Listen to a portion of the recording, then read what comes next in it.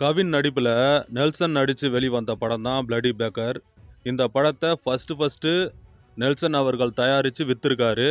அதை தமிழ்நாடு முழுக்க 5 ஸ்டார் செந்தில் என்றவர் தான் வாங்கி விநியோகம் பண்ணியிருக்காரு. எல்லா இடத்துலையும் கணிசமான லாபம் வராமல் நஷ்டத்தை தழுவியதால் அவர் ரொம்ப மன உளைச்சல் இருந்திருக்காரு. தன்னோட லாபத்திலிருந்து நெல்சன் அவர்கள் அந்த விநியோகஸ்தருக்கு கொடுத்து ஈடு பண்ணியிருக்காரு. அதாவது நான் நஷ்டப்பட்டாலும் பரவாயில்ல, விநியோகஸ்தர் நஷ்டப்படக்கூடாதுன்னு ரஜினியோட பாணியிலேயே அந்த செட்டில்மெண்ட்டை கொடுத்துருக்காரு. இது உண்மையிலேயே பாராட்டத்தக்க விஷயந்தான்.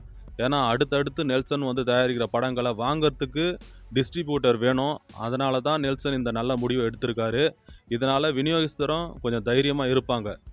இந்த பிளடி பேக்கர் படம் ஸ்டார்ட் பண்ணும்போதே எல்லாருக்குமே இந்த படம் ஓடுமா அப்படின்ற மாதிரி டவுட்டு தான் இருந்துச்சு. அந்த டவுட்டே நிஜமாயிருச்சு. ஒரு படத்தில் மாறுபட்ட வேஷம் போட்டால் மட்டும் போதாது, அந்த படத்துக்குள்ளே ஏதாச்சும் எங்கேஜிங்காக இருக்கணும் அப்படின்றது தான் ஆடியன்ஸோட எதிர்பார்ப்பு. அந்த விதத்தில் பிளடி பேக்கர் டீம் கோட்டை விட்டுட்டாங்கன்னே சொல்லலாம். எனிவே நெல்சன் அவர்கள் டிஸ்ட்ரிபியூட்டருக்கு பணத்தை திருப்பி கொடுத்து அவங்கள காப்பாற்றியிருக்காரு. இது உண்மையிலேயே பாராட்டத்தக்க விஷயந்தான். இந்த தீபாவளிக்கு 4 திரைப்படங்கள் ஒரே நாளில் ரிலீஸ் ஆச்சு. அதில் ஃபஸ்ட்டு அமரன், 2வது லக்கி பாஸ்கர், 3வது பிளடி பேக்கர், 4வது பிரதர். இந்த 4 படத்தில் எந்த படம் உங்களுக்கு ரொம்ப பிடிச்ச படம்னு கமெண்ட் செக்ஷனில் சொல்லுங்கள். தேங்க்ஸ் ஃபார் வாட்சிங் அண்ட் கீப் வாட்சிங்.